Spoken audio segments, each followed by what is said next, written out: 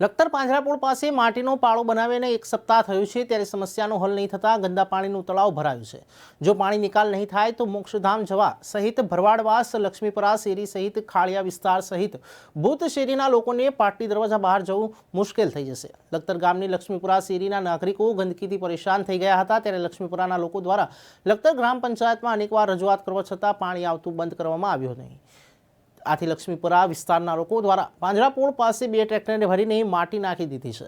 લખતર લક્ષ્મીપરા શેરીમાં પાણી આવતું બંધ થઈ ગયું છે, જેમાં લખતર પાંજરાપોળ પાસે ગંદા પાણીનું તળાવ ભરાયું છે, છતાં એક સપ્તાહથી સમસ્યાનો હલ લાવવામાં આવ્યો નથી। આથી લખતર ગામના ભરવાડવાસ, કોળીવાસ, લક્ષ્મીપુરા શેરી, ખાળિયા શેરી, ભૂત શેરી, જૂની કન્યા શાળા વાળી શેરી, બુટ માતાજી વાળી શેરીના લોકો સહિત લખતર ગામમાં રહેતા લોકોના સ્વજનોની સ્મશાન યાત્રા લઈ જવામાં ભારે તકલીફોનો સામનો કરવો પડે તેવી પરિસ્થિતિનું નિર્માણ પામી છે।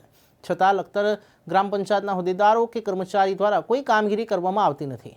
લોકોના મનમાં એક જ વિચાર ચાલી રહ્યો છે કે શું ગ્રામ પંચાયત સામસામેની શેરીના લોકો વચ્ચે અંદરો અંદર ઝઘડો થાય તેની રાહ જોઈ રહ્યું છે કે શું।